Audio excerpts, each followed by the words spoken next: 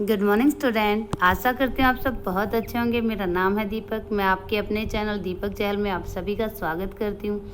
आशा कर रही हूँ कि जो मैं पढ़ा रही हूँ आप तक सही से डिलीवर हो रहा है और आप मेरी वीडियोस को अच्छे से लाइक कर रहे हो, कमेंट कर रहे हो और शेयर कर रहे हो। तो हम 7th क्लास का जो फर्स्ट चैप्टर है उसका सेकेंड पार्ट आज रिवील करने वाले हैं। इसके अंदर हम अलग अलग रीजन और एम्पायर्स के बारे में पढ़ेंगे कि कौन से रीजन में किस तरह से एम्पायर्स फैले हुए थे, कौन से एम्पायर का कितना इन्फ्लुएंस था। ठीक है। Large state like those of Cholas, Tughlaqs and Mughals, जो बड़े बड़े स्टेट थे जैसे कि चोल्स के थे, तुगलक्स के थे और मुगल्स के थे। इनकम्पास्ड मैनी रीजन, वो अलग अलग क्षेत्र में फैले हुए थे, मतलब बहुत बड़े क्षेत्र में फैले हुए थे। अ संस्कृत प्रशस्ति, प्रशस्ति का मतलब होता है बच्चों किसी की प्रेज में जो लिखा जाए उसको हम प्रशस्ति बोलते हैं। ठीक है। संस्कृत के अंदर लिखी होती थी तो संस्कृत प्रशस्ति बोला जाता था। ठीक है। प्रेज द दिल्ली सुल्तान गयासुद्दीन बलबन, वो किसकी प्रेज में लिखी गई थी? गयासुद्दीन बलबन जो दिल्ली का सुल्तान था, उनका राइन कब से कब तक था बच्चों? 1266 से 1287 तक। ठीक है। Explain that he was a ruler of a vast empire, कि वो एक बहुत बड़े साम्राज्य के रूलर थे। That stretch from Bengal in the east, जो कहाँ से कहाँ तक फैले हुए थे। बंगाल को उस टाइम गौड़ बोला जाता था बच्चों, तो वो गौड़ ईस्ट में गौड़ से लेकर गजनी, जिसको उस टाइम गजना बोला जाता था, इन अफगानिस्तान इन द वेस्ट, पश्चिम के अंदर गजनी तक फैला हुआ था जो अफगानिस्तान के अंदर है। ठीक है। And include all the south India, और जो सारा का सारा साउथ इंडिया है जिसको क्या बोला जाता था बच्चों? द्रविड़ा बोला जाता था, वो सारा का सारा उनके क्षेत्र के अंडर में था। ठीक है। पीपल ऑफ डिफरेंट रीजन, अलग अलग क्षेत्रों के लोग, जैसे गौड़, गौड़ कहाँ के हो गए बच्चों? बंगाल के हो गए। ठीक है। बाकी नामों से आप बहुत फैमिलियर हो, जैसे आंध्रा, आंध्र प्रदेश के, केरल, कर्नाटक, महाराष्ट्र और गुजरात। ठीक है। अपीयरेंटली फ्लैड बिफोर हिज आर्मी, उसकी आर्मी को देखते ही फ्लैड हो जाते थे, भाग जाते थे। ठीक है। ये प्रशस्ति है बच्चों, इसलिए चीज़ों को एग्जगरेट करके दिखाया जाता है। एग्जगरेट का मतलब बढ़ा चढ़ा के दिखाया जाता है। ठीक है। हिस्टोरियंस, जो हिस्टोरियंस होते हैं, जो हिस्ट्री को रिव्यू करते हैं, regard these an exaggerated claim of consequent, कि ये जो विजय का क्लेम है ये एग्जगरेट करके दिखाया गया है, बढ़ा चढ़ा के दिखाया गया है। एट द सेम टाइम, इसी टाइम पे they try to understand why ruler kept claiming to have control over different part of the subcontinent, वो ये जानने की कोशिश करते हैं। किसकी बात हो रही है बच्चों? हिस्टोरियंस की, कि हिस्टोरियंस ये जानने की कोशिश करते हैं कि क्यों अलग अलग जो रूलर थे वो एक बड़े एरिया पर क्लेम करते थे कि हमने एक बहुत बड़ा एरिया है सब कॉन्टिनेंट का, उसके ऊपर हम रूल कर रहे हैं। ये आप लोगों को बताना है, कि कमेंट बॉक्स में बताना है कि वो क्यों, ये जो रूलर थे वो क्यों क्लेम करते थे कि हम बहुत बड़े एरिया के ऊपर रूल कर रहे हैं। ठीक है। अब हम देखते हैं लैंग्वेज एंड रीजन, कि लैंग्वेज किस तरह से रीजन टू रीजन वेरी करती थी, बदलती रहती थी। मतलब आज के दिन भी अगर हम देखते हैं तो हमारा इतना बड़ा देश है, इसके अंदर बहुत सारी बोलियाँ बोली जाती हैं, बहुत सारी लैंग्वेजेज हैं जिनको हम बोलते हैं। ठीक है। उस टाइम की बात हो रही है 14th सेंचुरी की। ठीक है। इन 1318 the poet Amir Khusro noted that there were, कि जो अमीर खुसरो था 1380 के अंदर वो नोट करते हैं कि a different language in every region of this land, कि जो ये रीजन है इसके हर क्षेत्र में अलग अलग भाषाएं बोली जाती हैं। अब हम देखते हैं बच्चों कौन सी भाषाएं बोली जाती हैं, जैसे सिंधी, लाहौरी, कश्मीरी, देवमुद्री, तेलंगानी, गुजराती, मालबारी, गौरी और अवधी। और जो हिंदवी है बच्चों, ये किसका उर्दू वर्जन है? हिंदी का उर्दू वर्जन क्या होता है बच्चों? हिंदवी होता है। ठीक है। तो आप लोगों को क्या करना है बच्चों? आप लोगों को एक लिस्ट बना के लेके आनी है जो इसके अंदर एरिया दिए गए हैं, जैसे कर्नाटक के अंदर आज कौन सी बोली जाती है, महाराष्ट्र के अंदर कौन सी बोली जाती है, आंध्र प्रदेश के अंदर कौन सी बोली जाती है। आपको एक लिस्ट तैयार करनी है जो इस रीजन, जो ये रीजन दिए गए हैं इनके अंदर जो टुडे में बोली जाती है, आज के दिन जो बोली जाती है, उन लैंग्वेजेस को आपको लिस्टेड करना है। ठीक है। Amir Khusro want to explain that the in contrast of these languages, कि ये जो लैंग्वेजेस थी इनके कॉन्ट्रास्ट में देयर वाज संस्कृत, संस्कृत भी एक लैंग्वेज थी which did not belong to any region, जो किसी एक पर्टिकुलर रीजन से बिलोंग नहीं करती थी। It was an old language, ये एक पुरानी लैंग्वेज थी, and common people don't know it, और जो कॉमन पर्सन थे वो इसको नहीं जानते थे। ओनली द ब्राह्मण्स टू, सिर्फ जो ब्राह्मण थे वही इसको जानते थे, जो क्योंकि ये पुराने लैंग्वेज थी, और जो ब्राह्मण्स होते थे उस टाइम वो लिटरेट होते थे बच्चों, वो पढ़े लिखे होते थे, तो वही उसको जानते थे। आपको क्या करना है, लिस्ट बना के लेके आनी है जैसे मैंने अभी बताई, ठीक है बच्चों। और कमेंट में ये बताना है कि क्यों जो राजा थे वो क्लेम करते थे कि वो वास्ट एरिया के ऊपर रूल कर रहे हैं, ठीक है। By 700 many region already possessed distinct geographical dimension and their own language and cultural characteristic। जो 700वीं शताब्दी थी, मतलब 700 ईसा के अंदर जो रीजन थे उन्होंने अपनी अलग पहचान बना ली थी जोग्राफिकल डिमेंशन के अकॉर्डिंग, उनकी खुद की लैंग्वेज उन्होंने अडॉप्ट कर ली थी और उनका खुद का कल्चरल डेवलप हो चुका था। You will learn more about this in chapter 9। इसके बारे में आप ज़्यादा कहाँ पढ़ोगे, चैप्टर जो 9 पढ़ेंगे उसके अंदर हम देखेंगे। They were also associated with specific ruling dynasty, वो जो एरिया होते थे वो अपने आप को एसोसिएट करते थे, अपने आप को किसी रूलिंग डायनेस्टी के साथ जोड़ के देखते थे। मतलब जैसे हम तमिलनाडु की देखते हैं, वहाँ पर कौन शासन करते थे बच्चों, चोल्स करते थे, ठीक है। There was considerable conflict between the state, और जो ये स्टेट होते थे उनके आपस में कॉन्फ्लिक्ट होते रहते थे, युद्ध होते रहते थे, ठीक है। Occasionally dynasty like the Cholas, Khilji, Tughlaq and Mughals were able to build an empire that is pan regions, की जो बहुत कम ऐसी रियासतें होती थी, बहुत कम ऐसे राजवंश होते थे जो पैन रीजन मतलब बहुत बड़े रीजन के अंदर राज करते थे। जैसे इन्होंने एग्जाम्पल दिए हैं बच्चों, चोल, खिलजी, तुगलक और मुगल, ये बहुत बड़े एरिया के ऊपर राज करते थे, जैसे आप सभी को पता है बच्चों, ठीक है।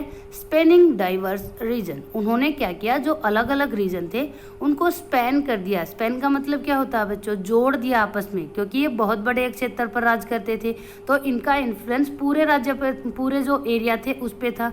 उसमें बहुत तरह की डाइवर्सिटी थी, लेकिन क्योंकि एक ही पर्सन रूल कर रहा है तो इन्होंने डाइवर्स जो रीजन थे उनको स्पैन कर दिया था, उनको जोड़ दिया था, उनको एक सूत्र में बांध दिया था, ठीक है। Not all these empires were equally stable and successful, लेकिन जो सारे के सारे एम्पायर्स थे वो एक जैसे स्थिर नहीं थे, एक जैसे सक्सेसफुल नहीं थे। कंपेयर करते हैं हम, for example table 1 in chapter 3 and 4। अगर हम कंपेयर करते हैं टेबल जो 1 दी गई है चैप्टर 3 और 4 के अंदर, तो हमें पता चलता है what was the duration of the Khilji and Mughal dynasty, की कौन सी ड्यूरेशन है खिलजी और मुगल डायनेस्टी के। उसके अंदर हमें पता चलता है कि बहुत सारे ऐसे रूलर होते थे जो काफ़ी टाइम तक रूल करते थे और काफ़ी बड़े एरिया पर करते थे, लेकिन साथ साथ उनमें से कई ऐसे होते थे जो अनसक्सेस रहते थे अपनी जो स्टेबिलिटी थी उसको कायम रखने में, ठीक है। When the Mughal empire decline in the 18th century, जब मुगल एम्पायर डिक्लाइन होने लगा, उसका पतन होने लगा 18th सेंचुरी में। मुगल एम्पायर कब बना था बच्चों, 16th सेंचुरी में, 1526 के अंदर जब पानीपत का फर्स्ट वार हुआ था, उसके बाद जो मुगल एम्पायर है उसको एस्टेब्लिश किया गया था बाबर के द्वारा, ठीक है। लेकिन जब 18th सेंचुरी में उनका डिक्लाइन हुआ, किसकी मौत के बाद बच्चों, औरंगजेब की डेथ के बाद, 1707 के बाद जो मुगल एम्पायर है वो कॉन्स्टेंटली क्या होता गया बच्चों, डिक्लाइन होता गया, ठीक है, उसकी पावर कम होती गई। It lead to the reemergence of regional state, इसने दोबारा से उत्थान किया जो रीजनल स्टेट थे। क्यों, क्योंकि जो सेंट्रल पावर्स थी मुगल की वो डिक्लाइन हो रही थी, वो कमज़ोर हो रही थी, तो जो छोटे छोटे रीजन थे, जो छोटे छोटे एरिया थे, वहाँ के राजा अपने आप को क्या करने लगे, रीएमर्जेंस करने लगे, अपने आप को दोबारा स्थापित करने लगे, ठीक है। बट ईयर ऑफ एम्पेरियल, क्योंकि लेकिन जो ईयर्स थे एम्पेरियल के, मतलब जो शाही शासन था, शाही शासन कब से कब तक था मुगल्स का बच्चों, लगभग 300 साल का जो शाही शासन था, pan religion rule had altered the character of the region. उन्होंने जो इतना बड़ा एरिया था उसके ऊपर एक ही शासन था, जो शाही शासन था मुगल्स का, उसने क्या किया था, उनके जो कैरेक्टर थे, रीजन के जो अलग अलग कैरेक्टर थे जो हम 700 एरा में देख रहे थे, उनको अल्टर कर दिया था, उनको बहुत हद तक बदल दिया था। ठीक है। Across most of the subcontinent, the region was left with the legacy of the big and small states that had ruled over them। कि जो बहुत जब सब कॉन्टिनेंट के अंदर छोटे छोटे जो रीजन्स होते थे उनकी अपनी लेगेसी थी। बड़े स्टेट, कुछ बड़े स्टेट थे, कुछ छोटे स्टेट थे जो उनके ऊपर राज करते, जिनके ऊपर वो राज करते थे, उनकी अपनी एक लेगेसी थी, उनकी एक अपनी धरोहर थी, विरासत थी। ठीक है। This was apparent in the emergence of many distinct and shared tradition। ये इन चीज़ों के बाद क्या रिजल्ट निकला बच्चों, उनकी एक अलग अलग, डिस्टिनेक्ट का मतलब होता है अलग अलग, हालांकि उनकी जो डाइवर्सिटी थी वो अलग अलग थी, उनकी डिस्टिनेक्ट पहचान जो थी वो अलग अलग थी, लेकिन वो एक जैसे शेयर ट्रेडिशन को भी फॉलो कर रहे थे। क्यों? क्योंकि उनके ऊपर राज एक पर्सन ही कर रहा है, एक एम्पायर ही कर रहा है। ठीक है। अब हम देखेंगे कि किस तरह से उनके अंदर शेयर्ड ट्रेडिशन थे। ठीक है। In the realm of governance, किस क्षेत्र में शेयर ट्रेडिशन थे बच्चों? गवर्नेंस के क्षेत्र में। द मैनेजमेंट ऑफ इकोनॉमी, जो मैनेजमेंट हो रहा था इकोनॉमी का, उसके क्षेत्र में। एलाइट कल्चर, और जो कुलीन वर्ग का जो नोबल्स कल्चर था वो एक जैसा था। एंड लैंग्वेज, और लैंग्वेज भी वहाँ पर जो सारे अलग अलग रीजन थे उनमें एक जैसी बोली जाने लगी थी। मतलब पहले जितनी डाइवर्सिटी थी अब उतनी डाइवर्सिटी नहीं रही थी, क्योंकि उनको रूल एक ही पर्सन कर रहा था, एक मुगल एम्पायर कर रहा था। ठीक है। Through the 1000 year between 700 and 1750 कि जो 1000 साल का जो स्पेल था, 700 से लेके 750 तक ईयर तक का जो साल था, जो एरा था, साल नहीं होता बच्चों, एरा होता है। The character of the different region did not grow in isolation, वो किसी अलग क्षेत्र में नहीं पनपा। जो छोटे छोटे रीजन थे वो किसी एक क्षेत्र में इंडिविजुअली नहीं पनपे, मतलब कि आपका अलग कल्चर है, आप अपने हिसाब से चल रहे हो, लेकिन क्योंकि वो एक राजा के अंडर में था तो एक दूसरे जो छोटे छोटे राज्य होते थे उन पे एक दूसरे राज्य का इन्फ्लुएंस होता जा रहा था। These religion felt the impact of large pan region force of integration। इसने क्या किया, इंटीग्रेशन, एकता के सूत्र में उस पैन एरिया को बांध दिया, जो बहुत बड़ा पैन एरिया था। पैन एरिया का मतलब होता है बच्चों जो सेंटर होता है उससे दूर के एरिया को हम पैन एरिया बोलते हैं। ठीक है। पैन रीजन बोलते हैं या पैन एरिया बोलते हैं। ठीक है। विदाउट इवन क्वाइटिंग लूजिंग देयर डिस्टिनेक्शन, जो उनकी डिस्टिनेक्टिवनेस थी, मतलब जो उनकी विभिन्नता थी उसको प्रिजर्व रखते हुए उन्होंने अपने आप को एक इंटीग्रेशन में बांध दिया था, एकता की भावना से बांध लिया था। ठीक है। आगे हम देखते हैं बच्चों, ये हो गई हमारी एम्पायर्स की बात कि किस तरह से उस जो मेडिवल पीरियड था उसमें एम्पायर किस तरह से ग्रो कर रहे थे, किस तरह से वो कमांड कर रहे थे। अब आगे हम देखते हैं कि जो मेडिवल पीरियड था उसमें नए और पुराने धर्म किस तरह से एस्टेब्लिश हो रहे थे, किस तरह से अपने आप को प्रिजर्व करके रख रहे थे। ठीक है। तो इसमें हम देखते हैं बच्चों द 1000 ईयर ऑफ हिस्ट्री। जो 1000 ईयर ऑफ हिस्ट्री कौन सी बात हो रही है बच्चों? मेडिवल हिस्ट्री की बात हो रही है जो हम पढ़ रहे थे। ठीक है।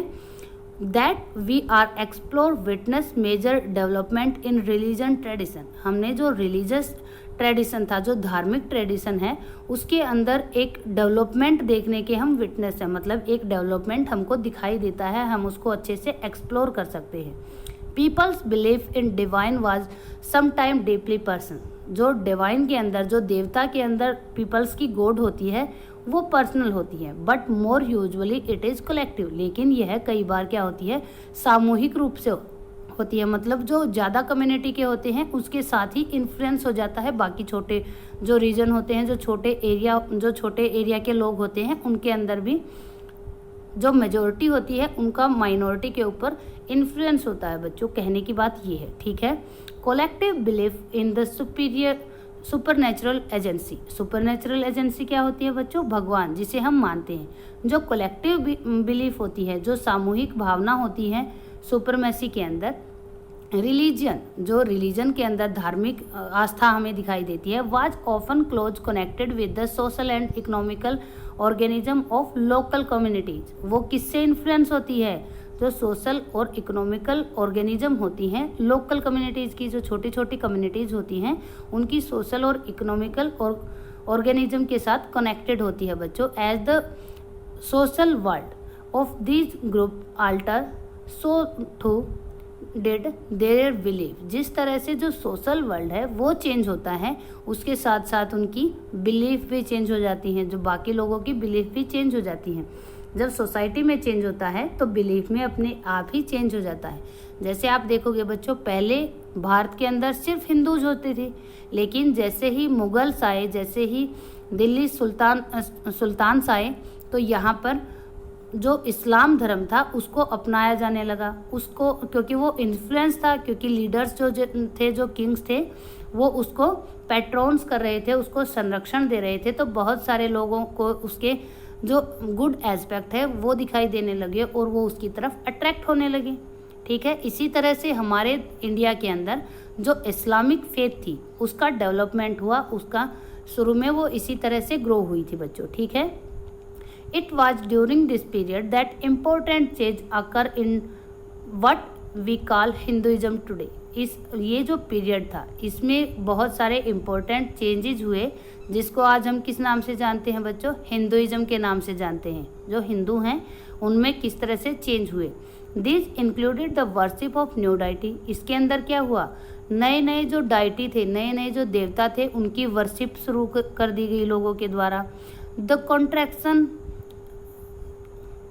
कंस्ट्रक्शन ऑफ टेम्पल, और कंस्ट्रक्शन किया जाने लगा टेम्पल्स का बाय रॉयल्टी। रॉयल्टी का मतलब जो शाही लोग होते थे उनके द्वारा क्या किया जाने लगा? टेम्पल्स को एस्टेब्लिश किया जाने लगा, कंस्ट्रक्ट किया जाने लगा। And the growing importance of Brahmans, और जो ब्राह्मण्स थे उनकी इम्पोर्टेंस बढ़ने लगी। ठीक है, the priest as dominant group in society, और जो प्राइस्ट थे वो डोमिनेंट ग्रुप की तरह देखे जाने लगे, प्रभुत्व वाले ग्रुप की तरह देखे जाने लगे सोसाइटीज के अंदर। ठीक है, their knowledge of Sanskrit text earn the Brahman a lot of respect in society. जो उनकी नॉलेज थी संस्कृत के टेक्स्ट को लेकर, क्योंकि ब्राह्मण से आप लोगों ने पढ़ा ही होगा अमीर खुसरो के उसमें कि जो संस्कृत थी वो कौन पढ़ सकते थे? सिर्फ ब्राह्मण पढ़ सकते थे, इसलिए सोसाइटी के अंदर उनको बहुत ज़्यादा रिस्पेक्ट मिलने लगी। Their dominant position was consolidated by the support of their patrons, और जो उनकी रिस्पेक्ट थी वो किस तरह से और बढ़ गई? उनके पैट्रॉन्स के कारण। पैट्रॉन्स कौन होते हैं बच्चों? कोई ऐसा पर्सन जो दूसरे को संरक्षण प्रदान करे, उसको हम पैट्रॉन्स बोलते हैं। जैसे कोई new ruler search for Prestige, जो नए नए रूलर थे जो अपने प्रेस्टीज के लिए काम कर रहे थे, जो अपने उत्थान के लिए काम कर रहे थे, उन्होंने क्या किया? जो ब्राह्मण्स थे उनको पैट्रॉन दे दी, उनको संरक्षण प्रदान कर दिया। उसके बाद उनकी रिस्पेक्ट बढ़ गई, किसकी? दोनों की, रूलर की भी और जो ब्राह्मण्स थे उनकी भी। ठीक है, आगे हम इसके अंदर एक और डेवलपमेंट देखेंगे बच्चों। One of the major development of this period was the emergence of the idea bhakti की। जो ये एरा था, जो ये पीरियड था, इसकी एक और डेवलपमेंट क्या थी? भक्ति जो आइडिया है उसका एमर्जेंस का मतलब उसका पनपना, उसका ग्रो करना। ठीक है, भक्ति क्या होता है बच्चों? किसी भी तरह के हिंदुइज्म के अंदर किसी भी तरह के आडंबरों को छोड़कर सिर्फ असली फेथ के साथ, असली लव के साथ अपने डाइटी को प्राप्त करना। ठीक है, डाइटी मतलब अपने देवता को, अब सिर्फ अपने देवता के प्रति समर्पित रहना, किसी तरह के रिचुअल्स में, किसी तरह की एक्सरसाइज में आपको पार्ट नहीं करना, सिर्फ आपको प्योरिटी और लव रखना अपने हार्ट के अंदर। उसी को क्या कहते हैं बच्चों? भक्ति बोला जाता है। Of a loving personal deity that devotee could reach without an aids of priest and elaborate rituals, कि ये एक ऐसी भावना होती है जो लव होता है किसके प्रति? पर्सनल डाइटी के प्रति। किसका? डिवोटी का। डिवोटी कौन होता है बच्चों? डिवोटी वो होता है जो प्रे करता है। ठीक है। जो भगवान का भक्त होता है उसको डिवोटी बोला जाता है, और डाइटी किसको बोला जाता है बच्चों? भगवान को बोला जाता है, ठीक है। वो डिवोटी जो है वो डाइटी को प्राप्त कर सकता है बिना किसी प्राइस्ट की हेल्प के, बिना किसी पुजारी की हेल्प के उसको प्राप्त कर सकता है, बिना किसी रिचुअल्स के, और उसे किसी तरह का रिचुअल भी एल्बोरेट नहीं करना पड़ेगा, परफॉर्म नहीं करना पड़ेगा, ठीक है। सिर्फ लव रखो, फेथ रखो अपने डाइटी के अंदर, तो डिवोटी को क्या मिल जाएगा? उनका डाइटी मिल जाएगा। भक्त को भगवान मिल जाएगा अगर वो सिर्फ फेथ रखते हैं, प्योर फेथ रखते हैं, ठीक है। उसके लिए उनको प्राइस की ज़रूरत नहीं है, उसके लिए उनको किसी तरह का रिचुअल करने की ज़रूरत नहीं है, ठीक है। You will be learn about this and other tradition in chapter 8। Chapter 8 के अंदर हम देखेंगे कि किस तरह से जो भक्ति थी वो ग्रो की थी, किस तरह से लोगों ने अलग अलग तरह से भक्ति को डिफाइन किया था, ठीक है। This was also the period when new religion appear in the sub continent. ये एक ऐसा पीरियड भी था जब नए नए धर्म अपने सब कॉन्टिनेंट में अपीयर हुए थे। Merchant and migrant first brought the teaching of holy Quran in India in 7th century. जो मर्चेंट थे, जो व्यापारी थे और जो माइग्रेंट थे, हमने जब ये चैप्टर स्टार्ट किया था तभी बताया था कि ये मोबिलिटी का एरा था। इसके अंदर बहुत सारे लोग माइग्रेट कर रहे थे दूसरे जगहों से अपने फ्यूचर को कर्व करने के लिए, अपने फ्यूचर को बनाने के लिए, अपॉर्चुनिटीज़ के लिए। तो वो अपने साथ अपनी टीचिंग्स को भी लेके आए। टीचिंग्स किस चीज़ की थी? होली कुरान की। हमारे इंडिया के अंदर कब लेके आए थे बच्चों? 7th जो सेंचुरी थी उसके अंदर, ठीक है। Muslim regard the Quran as their holy book and accept the sovereignty of one God Allah. कि जो मुस्लिम होते हैं वो अपनी बुक जो कुरान होती है उसको होली मानते हैं, ठीक है, और वो एक्सेप्ट करते हैं जो प्रभुता होता है, जो सुप्रीमेसी होती है एक गॉड की, जिसका नाम क्या होता है बच्चों? अल्लाह होता है, ठीक है। जो अल्लाह होता है उसको किस तरह से डिफाइन किया जाता है? Whose love mercy and bounty embraces all those who believe in him.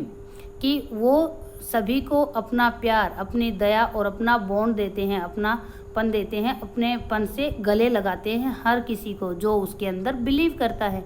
अल्लाह की बात हो रही है बच्चों, ठीक है।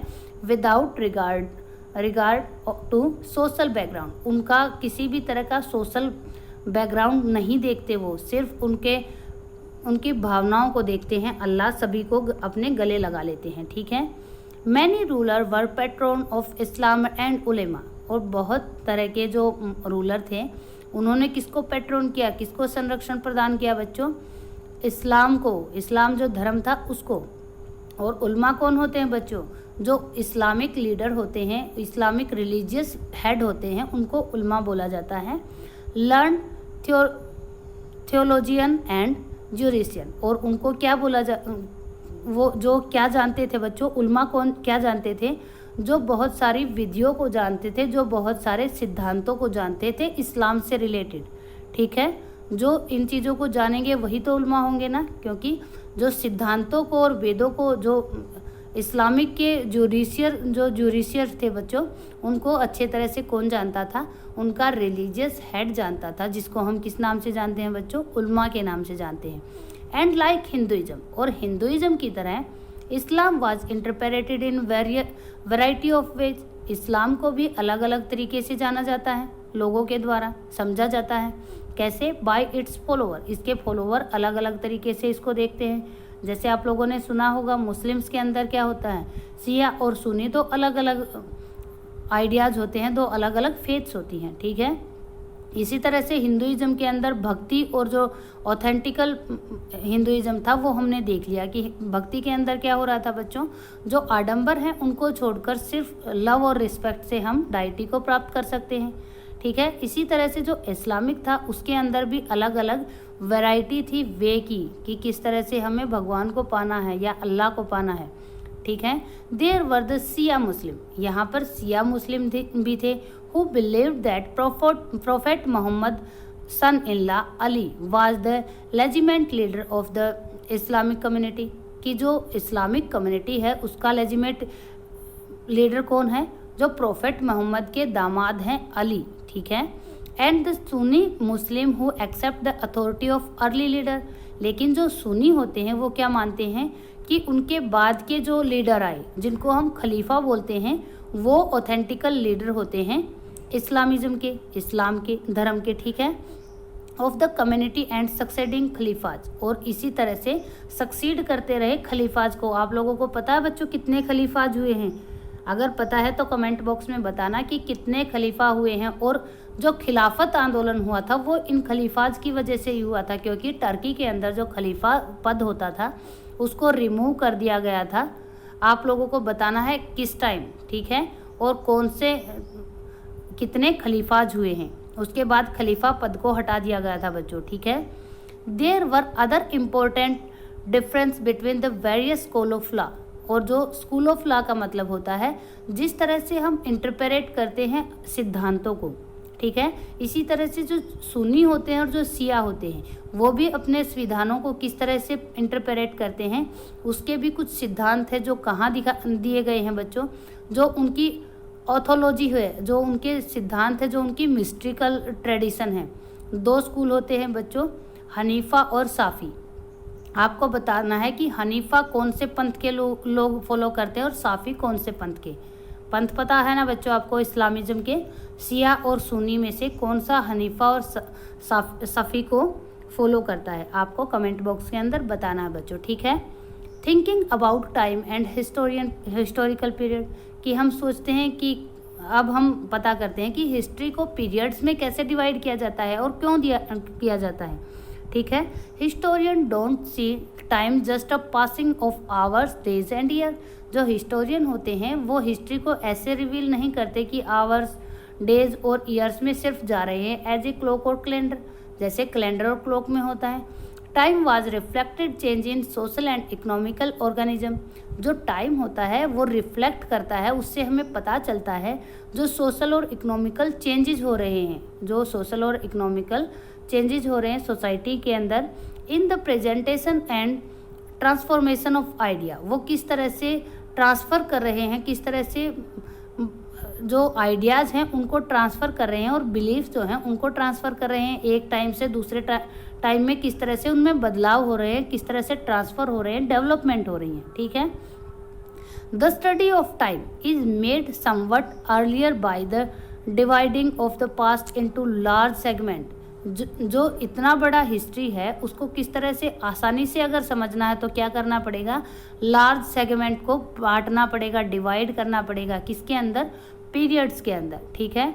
That possessed shared culture characteristic, जो पोजेशन जो पीरियड्स में बांटेंगे उसका क्या स्पेसिफिक होना चाहिए बच्चों, उनके जो करेक्टरिस्टिक हैं वो अलग अलग होने चाहिए, जैसे कि हम आगे देखेंगे बच्चों। In the middle of the 19th century, जब 19th सेंचुरी का मिडल था, ब्रिटिश हिस्टोरियन किस हिस्टोरियन की बात हो रही है बच्चों, जेम्स मिल की। जेम्स मिल ने क्या किया था बच्चों, हिस्ट्री को पीरियड्स में डिवाइड कर दिया था। उन्होंने 3 पार्ट्स में डिवाइड किया था इंडियन हिस्ट्री को।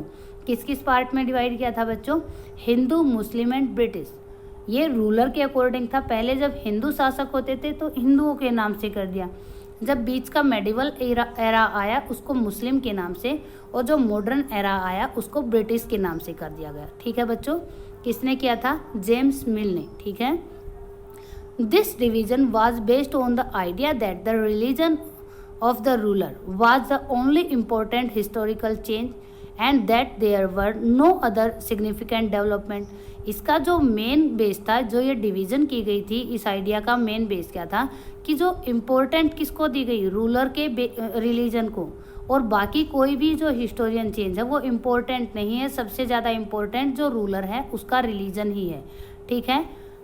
किस सिग्निफिकेंट डेवलपमेंट का कोई यूज़ नहीं है इसके अंदर। जो डेवलपमेंट हुई उनका in the economy, social and culture, जो किसके अंदर हुई थी, इकोनॉमी के अंदर हुई थी, सोसाइटी के अंदर हुई थी, और हमारा जो कल्चर है उसके अंदर जो चेंजेस हुए थे, जो जेम्स मिल थे उन्होंने उसको कोई इम्पोर्टेंस नहीं दी, ठीक है। Such a division also ignore the rich diversity of the subcontinent. और जो ये इस तरह से पीरियड में डिवाइड किया गया, इसने किस चीज़ को भी इग्नोर कर दिया जो हमारे देश की, जो हमारे सब कॉन्टिनेंट की डाइवर्सिटी है, उसको भी उन्होंने क्या कर दिया, इग्नोर कर दिया बच्चों। सिर्फ जो रूलर था उसके धर्म के आधार पर उन्होंने क्या किया, हमारी हिस्ट्री को डिवाइड कर दिया पीरियड्स के अंदर, ठीक है। Few historian follow this periodisation today. बहुत सारे ऐसे हिस्टोरियन हैं जो आज भी इस जो पीरियडेशन किया गया था, अलग अलग पीरियड्स में बांटा गया था, उसको आज भी फॉलो करते हैं, ठीक है। लेकिन वो किस बिहाफ में फॉलो करते हैं, most look to economical and social factor of characterize the major element of different moment of past. वो किस तरह से रिवील करते हैं बच्चों, किस तरह से देखते हैं कि जो इकोनॉमिकल और सोशल फैक्टर थे उस टाइम के, वो अलग अलग टाइम में अलग अलग थे, तो इसी तरह से अलग अलग तरह से पीरियड्स में बांटा जाएगा। जैसे हम एंशियंट हिस्ट्री की बात करते हैं, उसमें हमने 6th क्लास में आप लोगों ने पढ़ा होगा किस तरह से अलग अलग पार्ट्स में हमने डिवाइड किया था। कभी हंटर गैदरर के रूप में किया था, कभी फार्मर्स के रूप में किया था, कभी जो छोटे छोटे एम्पायर्स बने थे। कौन सा 6th क्लास में बताओ बच्चों, हमने किस एम्पायर के बारे में पढ़ा था, कौन से किंगडम्स के बारे में पढ़ा था, ठीक है। The historians you will be study this year are often describe as medieval. जो आप हिस्ट्री इस साल पढ़ोगे उसको बेसिकली किस नाम से जाना जाता है बच्चों, मेडिवल के नाम से जाना जाता है। मेडिवल का पता है ना बच्चों क्या होता है, बीच का एरा, मिडल का एरा, ठीक है। You will find out more about the spread of peasant society. आप लोग इसके अंदर देखोगे कि इस तरह से जो पीजेंट सोसाइटी है उसका स्प्रेड हुआ, वो बढ़ी, ठीक है। The rise of regional and imperial state formation, कि किस तरह से जो रीजनल है, जो क्षेत्रीय और जो इम्पीरियल, जो शाही चीज़ है, वो शाही स्टेट है, वो किस तरह से बने। इम्पीरियल का मतलब होता है बच्चों जो रॉयल होते हैं, जो शासन करते हैं, उसको इम्पीरियल बोला जाता है। The development of the Hinduism and Islamism as major religion and the arrival of European trading company, कि इसके अंदर जो मेडिवल पीरियड आप पढ़ोगे इस क्लास में, 7th क्लास में, उसमें आप और क्या देखने को मिलेगा बच्चों आपको, कि किस तरह से डेवलपमेंट हुआ हिंदुइज्म के अंदर और इस्लामिज्म के अंदर, इस्लामिक जो थ्योरी है उसके अंदर, और किस तरह से अराइवल हुआ, किस तरह से आई यूरोप की बाकी ट्रेडिंग कंपनियां किस तरह से आई। जैसे भारत के अंदर आप लोगों को पता ही है बच्चों, 4 ट्रेडिंग कंपनीज आई थी, ठीक है। आप लोगों को कमेंट बॉक्स में उनके नाम बताने हैं कि कौन सी 4 ट्रेडिंग कंपनी आई थी और किस साल में आई थी, ठीक है। These 1000 year of history Indian history witness considerable change. जो ये 1000 साल की हिस्ट्री जो मेडिवल एज में हम पढ़ रहे हैं, इसके अंदर बहुत तरह के चेंजेज आए। After all the 16th century and 18th century were quite different from 8th and 11th, कि जो 16th और 18th सेंचुरी है वो बिल्कुल अलग है जब हम 8th और 11th सेंचुरी के बारे में बात करते हैं। Therefore describing the entire period as one historical unit is not without its problem. लेकिन इस जो हम देखते हैं कि 8th सेंचुरी में हमारा क्या, हम किस तरह से रहते थे और 18th सेंचुरी में किस तरह से रहते थे, तो क्योंकि ये बहुत बड़ा स्पेल है तो इसके अंदर हमें बहुत सारी प्रॉब्लम फेस करनी पड़ेंगी, क्योंकि उस टाइम से इस टाइम तक बहुत चेंज हो चुके थे। मतलब 8th सेंचुरी से 18th सेंचुरी तक आते आते बहुत तरह के चेंज हो चुके थे। तो हम किस तरह से इस सारे को एक ही पीरियड के अंदर इंक्लूड कर सकते हैं।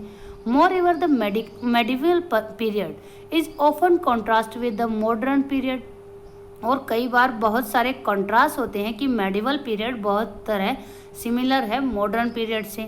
Modernity carries with it sense of material progress and intellectual evidence, और जो मॉडर्निटी है वो किससे आती है, जो हमारा मटेरियल प्रोसेस हो रहा था, जिस तरह से हमारा जो इंडस्ट्रियल प्रोसेस हो रहा था उस तरह से, और जिस तरह से हमारी जो बौद्धिक अपीयरेंस थी वो बढ़ रहा था। बौद्धिक का मतलब समझते हो ना बच्चों, हमारी जो बुद्धि से रिलेटेड होते हैं, जो हमारे इंटेलेक्चुअल से रिलेटेड होती है।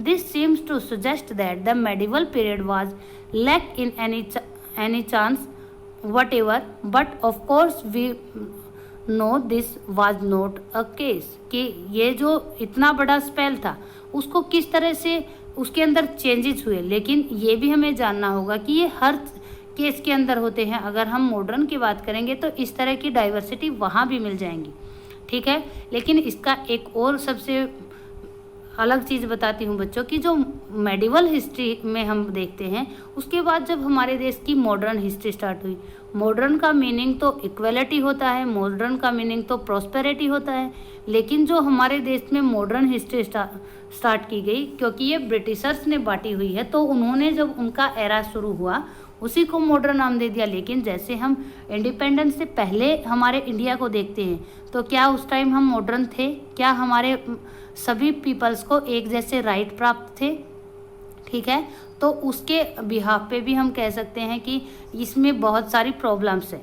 ठीक है, during the 1000 year of society of the सब कॉन्टिनेंट, जो सब कॉन्टिनेंट की, जो हमारे देश की सब कॉन्टिनेंट की सोसाइटीज थी, इस 1000 ईयर का जो एरा था इसके अंदर, वह transformed often and economical in several region reached a level of prosperity that attract the interest of European trading company. जो ये 1000 साल का एरा था, इसके अंदर क्या हुआ, हमारे देश के अंदर बहुत तरह के डेवलपमेंट हुए, बहुत तरह के इकोनॉमिकल डेवलपमेंट हुए, जिससे क्या हुआ, जो यूरोपियन ट्रेडिंग कंपनी थी वो इस तरफ इंटरेस्ट हुई, उनका इंटरेस्ट हुआ कि अट्रैक्ट हुई वो इंडिया की प्रॉस्पेरिटी की तरफ, क्योंकि इंडिया के लोगों ने एक प्रॉस्पेरिटी का अलग लेवल अचीव कर लिया था। ठीक है, as you read this book, जैसा कि आप इस बुक के अंदर पढ़ोगे, look out for sign the change and the historical process at work, कि किस तरह से आप देखोगे कि किस तरह से चेंजेस हुए और किस तरह से जो हिस्ट्री है वो प्रोसेस हुई, किस तरह से अलग अलग जगह पर अलग अलग हिस्ट्री एस्टेब्लिश हुई। Also when ever you can compare that you read in this book with that of the you read last book, आप इस तरह से भी कंपेयर कर पाओगे कि जो पिछले साल आपने बुक पढ़ी थी 6th क्लास में, उससे क्या क्या चेंज है, क्या क्या कंपेरेटिवली चेंज है इस साल की बुक के अंदर। इस साल की बुक का मतलब है बच्चों 7th क्लास की जो आपकी बुक होगी। ठीक है, look out for changes and continuity when ever you can, आपको क्या करना है, चेंज जो है उनको लुक आउट करना है, जो कंटिन्यूटी है उनको भी देखकर समझना है। And look at the world around you to see what else has change और रिमेन्ड द सेम, आप लोगों को अपने चारों तरफ की चीज़ें देख के पता करनी है कि कौन सी चीज़ें हैं जो मेडिवल एरा से अब तक चेंज नहीं हुई है, सेम रही हैं, और कौन सी चीज़ें हैं जो चेंज हो गई हैं। ठीक है बच्चों, यहाँ पर हमारा चैप्टर कंप्लीट होता है। मैं आशा कर रही हूँ कि आप सबको बहुत अच्छा लगा। अब अपने घरों पे रहिए, सेफ रहिए बच्चों, stay home, stay safe, have a good day, bye बेटा।